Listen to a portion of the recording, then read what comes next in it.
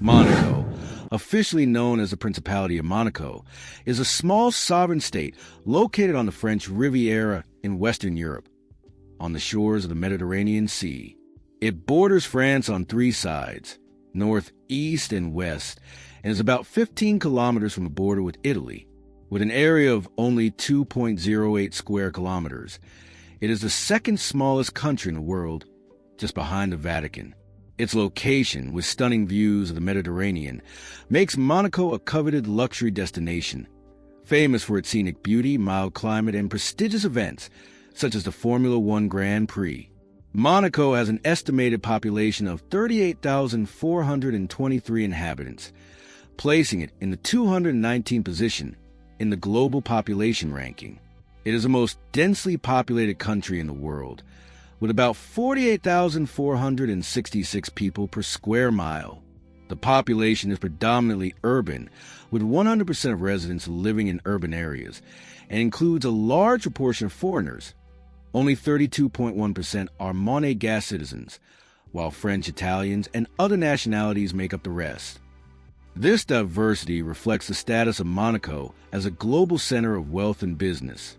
Monaco boasts a literacy rate of 99%, one of the highest in the world, reflecting a robust and accessible education system. Education is compulsory for children aged 6 to 16, and the government offers free education in public institutions, with 70% of students attending these schools. In addition, there are private schools and an international school offering undergraduate and graduate courses, especially in business and finance. Approximately 70% of the population has some level of higher education, a high number due to the emphasis on quality education and the attraction of highly skilled professionals to the country, many of whom are expatriates working in sectors such as finance and tourism. The official language of Monaco is French, used in official documents, administration, and education.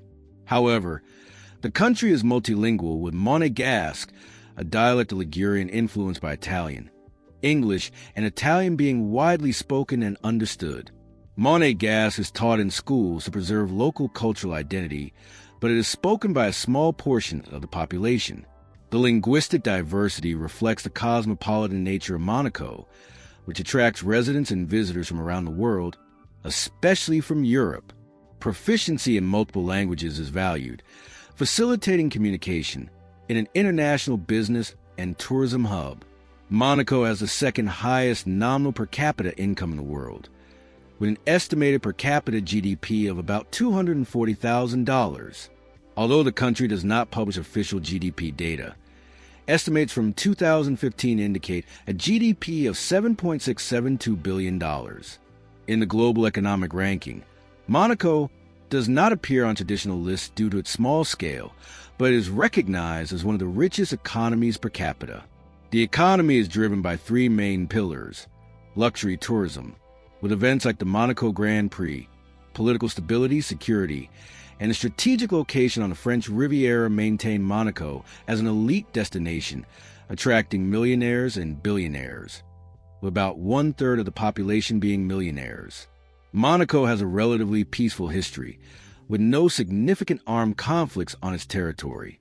However, during World War II, the Principality was occupied, first by Fascist Italy in 1943, and after Mussolini's fall, by German Nazi forces.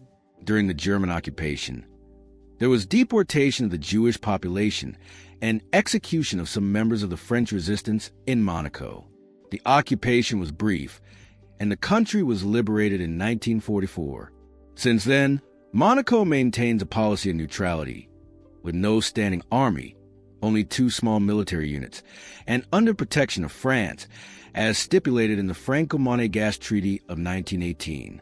This neutrality contributes to its stability and reputation as a safe place. Monaco is synonymous with high-standard hospitality, being one of the most luxurious destinations in the world. Iconic hotels offer impeccable services, with sophisticated accommodations and Michelin-star restaurants. The Monte Carlo Casino is a symbol of glamour, attracting global visitors. Monégasque hospitality is marked by personalized service, cutting-edge infrastructure, and prestigious cultural events. The cosmopolitan and multilingual population facilitates interaction with tourists, and exceptional security ensures a welcoming experience. Monaco also invests in global philanthropy, supporting health and education projects, which reinforces its image as a socially responsible destination. Monaco is consistently ranked among the safest countries in the world, although it does not appear directly in the Global Peace Index due to its size. Its security is comparable to that of nations like Iceland and Singapore, with a police force of 515 people, the highest per capita in the world. The crime rate is extremely low, with serious crimes, such as homicides, being practically non-existent. In 2019, for example, no homicides were recorded, and minor crimes, such as thefts, are rare due to intense surveillance, security cameras, and strict policies. Political stability, the absence of poverty, and the high standard of living contribute to the scenario, making Monaco a safe haven for residents and visitors.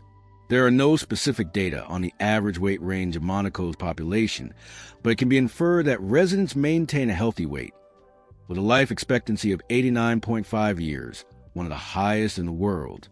Factors such as access to high-quality health care, 581 doctors per 100,000 inhabitants, a Mediterranean diet rich in fresh foods, and an active lifestyle, with outdoor activities like hiking and water sports, contribute to overall health. The absence of poverty and the high standard of living also reduce obesity-related issues, common in less developed countries. Monaco has a mild Mediterranean climate, with warm, dry summers and mild, wet winters. Average temperatures range from 10 degrees in January, minimum can reach 5 degrees, to 24 degrees in August, maximum can reach 30 degrees. Rainfall is moderate, with about 60 rainy days per year. The coastal location and the protection of surrounding mountains ensure a stable climate, ideal for outdoor activities year-round, attracting tourists in search of sun and comfort. Monaco does not appear in specific rankings of the cleanest places due to its small scale, but it is recognized for its impeccable cleanliness and well-maintained infrastructure. In 2012, it generated 46,000 tons of municipal solid waste, with 5.4% recycled. Air pollution is low, 9.21 micrograms of particulate matter per cubic meter in 2019, and the government invests in sustainability, such as electric public transportation and environmental conservation initiatives. Monaco maintains high cleanliness standards, especially in tourist areas like Monte Carlo. Monaco is an unparalleled travel destination, combining luxury, security, and natural beauty. Its location on the French Riviera, small and diverse population, high literacy, and robust economy based on tourism and finance make it a global icon. The absence of significant conflicts, elite hospitality, and one of the lowest crime rates in the world ensure a peaceful experience. With a mild climate and an impeccably clean environment, Monaco is perfect for those seeking sophistication and quality of life. Plan your visit to explore the Monte Carlo Casino, attend the Grand Prix, or relax on the Mediterranean beaches. Monaco, the principality synonymous with glamour, shiny yachts, and the iconic Monte Carlo Casino, hides beneath its opulent facade a less visible reality: prostitution. Although it is legal and regulated, prostitution in Monaco operates discreetly, shaped by the need to preserve the country's sophisticated image. This topic, often overshadowed by the brilliance of the Formula One Grand Prix and elite events, reveals a hidden facet of luxury, where power dynamics, socioeconomic inequalities, and ethical issues intertwine in a setting of extreme wealth. For curious tourists, understanding this aspect offers a more complete view of Monaco, going beyond the perfect postcard of the French Riviera. In Monaco, prostitution is legal, but it is strictly controlled. Sex workers must register with the police to obtain authorization to work, a process that includes background checks and regular medical examinations. The practice is allowed only in private places, such as hotels or residences, and never in public spaces, where any behavior or attire considered provocative is strictly prohibited. This regulation reflects the principality's effort to maintain an impeccable image, ensuring that prostitution remains invisible to tourists strolling through pristine streets of Monte Carlo. Legalization offers benefits, such as protection for workers, access to health services, and reduced violence associated with the profession. However, it also raises ethical questions. Regulation may normalize sexual exploitation by formalizing it, while the reserved nature of the system makes transparency regarding potential abuses. For tourists, this invisible structure means that prostitution is not evident, but its existence is an open secret in certain circles, especially among the elite who frequent private events. For tourists, the hidden facet of luxury in Monaco is a reminder that even the most glamorous destinations have complex layers. Prostitution, although regulated and discreet, is part of the principality's reality, shaped by an economy of extreme wealth and its position as a global attraction hub. Visitors will not see obvious signs of this practice on the streets due to strict laws, but they may notice its implicit presence in exclusive settings, such as luxury hotel bars or private events. Exploring this topic requires sensitivity, as it involves issues of ethics, inequality, and human rights. If you're enjoying the video, leave your like and subscribe. The Monte Carlo Casino is one of the most iconic landmarks in Monaco, synonymous with glamour, history, and sophistication. Located in the heart of the Monte Carlo district, this casino, inaugurated in 1863, is not just a gaming center, but a cultural and architectural attraction that draws millions of tourists annually. For those visiting Monaco, the casino offers a unique experience, blending opulence, entertainment, and a touch of James Bond allure, as the place has appeared in films. With its ornate halls, rich history, and central role in Monégasque identity, the Monte Carlo Casino is a must-visit. Founded by Charles Garnier, the same architect of the Paris Opera, the Monte Carlo Casino was created to save Monaco from bankruptcy in the 19th century. The Grimaldi family, which has ruled the principality since 1297, faced financial difficulties, and the casino emerged as a visionary solution.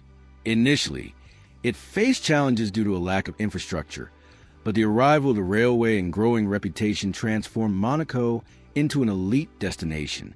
Today, the casino is an economic pillar, attracting visitors from around the world and financing part of the principality's infrastructure. The casino building is a masterpiece of the Belle Époque style, with ornate facades, crystal chandeliers, and stunning frescoes. The atrium, with its golden ceiling, welcomes visitors, while the gaming halls impress with marble, stained glass, and golden details. The decor evokes an era of elegance, transporting visitors to a fairy tale setting. In addition to gaming, the casino houses the Monte Carlo Opera, a sumptuous theater hosting concerts and ballets, such as those by the Monte Carlo Ballet. Tourists can visit the casino even without gambling. In the morning, from 10 a.m. to 1 p.m., guided tours are available, entry about €18, to explore the historic halls without the need for betting. After 2 p.m., the casino opens for gaming, with areas and private rooms for high-stakes betting. Available games include roulette, blackjack, poker, and slot machines. The dress code is strict. Elegant attire is required, and after 7 p.m., black tie is recommended for private rooms. Curiously, Monégasque citizens are prohibited from gambling, a law that preserves tradition and avoids negative social impacts. Since the 19th century, Monaco has adopted a fiscal policy that eliminates personal income tax, taxes on capital gains, and wealth taxes for individuals. This historic decision, consolidated under the Grimaldi family's rule, aimed to attract investors and wealthy residents to revitalize the principality's economy, which faced financial difficulties before the creation of the Monte Carlo Casino. The policy was a success, transforming Monaco into a globally recognized tax haven. However, companies are subject to taxes, such as the corporate profit tax, 33% for companies with more than 25% of their revenue generated outside Monaco, but the exemption for individuals is the main attraction. For residents, this means that salaries, investments, and inheritances are not taxed, which explains why about 30% of the population of 38,423 inhabitants, 2024 estimate, are millionaires. The absence of personal taxes does not apply only to Monégasque citizens, 32% of the population, but also to foreigners who establish residence in the principality, provided they meet strict requirements, such as proving financial means and renting or buying a property, whose square meter costs, on average, $45,360, the most expensive in the world. The exemption from income tax is one of the pillars of Monaco's economy, which has an estimated per capita GDP of $240,000, the second highest in the world. This policy attracts high-net-worth individuals, such as entrepreneurs, athletes, and celebrities, who drive sectors like real estate, luxury tourism, and financial services. The Monte Carlo Casino, events like the Formula One Grand Prix, and private banks thrive thanks to the presence of a wealthy clientele. Government revenue comes from sources like corporate taxes, tourism fees. This creates a cosmopolitan population, but also an environment where global inequality is reflected. While residents enjoy exemptions, low-income workers, many of whom live in France, face taxation in their home countries. Although the exemption policy is an attraction, it also generates criticism. Monaco is often cited as a tax haven that facilitates tax evasion in other countries, which has led to international pressure for greater transparency.